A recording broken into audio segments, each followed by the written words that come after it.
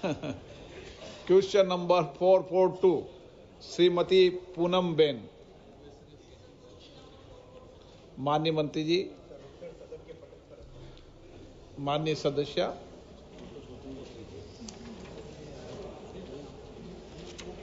Sir, आज हमारे प्रधानमंत्री जी के नेतृत्व में जिस तरह से हमारी भारतीय रेल एक्सपैंड और मॉडर्नाइज कर रही है, उस के हम सभी साक्षी हैं। सभी विभाग में ठोस कदम हमारे इस यातायात के माध्यम को मजबूती से विकसित भारत की परिकल्पना के साथ जोड़ने के लिए और उसे साकार करने के लिए उठाए जा रहे हैं। माननीय मंत्री जी के द्वारा सबसे पहले तो हमारा ये बजट सत्र है, तो मैं उनका आभार भी व्यक्त करूंगी कि मेरे क्षेत्र में बहुत सारे काम, वो डबलिंग हो, इलेक्ट्रिफिकेशन हो, वंदे भारत ट्रेन चलाने की बात हो, ये सारी सुविधाएं मेरे क्षेत्र को मिली है। सर, आज मेरा जो प्रश्न है वो रेलवे सिक्योरिटी और सेफ्टी को लेके है। मैं माननीय मंत्री जी से पूछना चाहूंगी कि विशेषकर महिलाओं और बच्चों के लिए हमने जो सिक्योरिटी की व्यवस्था रेलवेज में आज की है, उसमें हमारी रेलवे प्रोटेक्शन फोर्स में विमेन फोर्स का बहुत बड़ा प्रेजेंस है।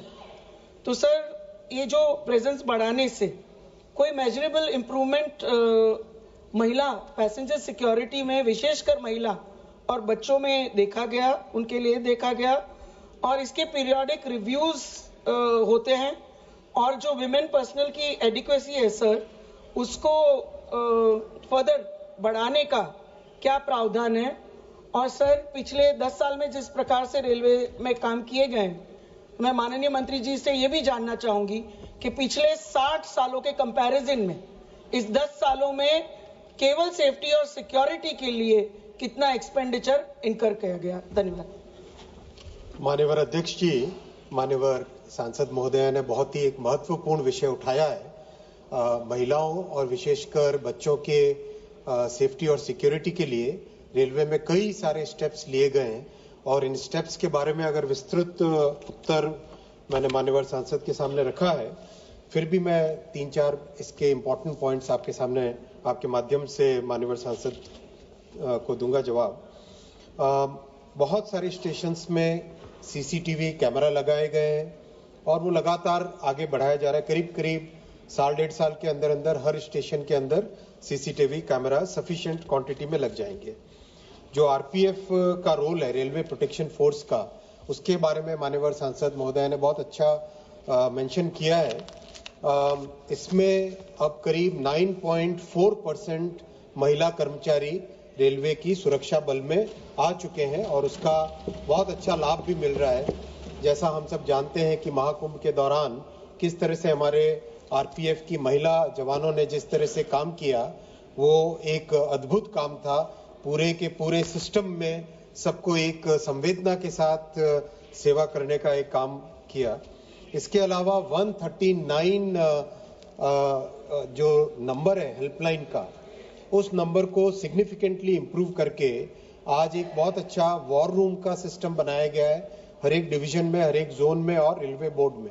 उससे कंटिन्यूसली मॉनिटरिंग, कंटिन्यूसली कोई भी पॉइंट हो उसका समाधान करना, उसमें पूरा का पूरा रेलवे का प्रशासन इसमें लगता है। साथ ही साथ महिलाओं के लिए एसी में और नॉन एसी में सभी कैटेगरीज में हर कोच के अंदर लोअर बर्थ का एक स्पेशल प्रोविजन भी किया गया है। ओवरऑल माननीय अध्यक्ष जी, रेलवे में सेफ्टी में बहुत सिग्निफिकेंट इम्प्रूवमेंट आया है।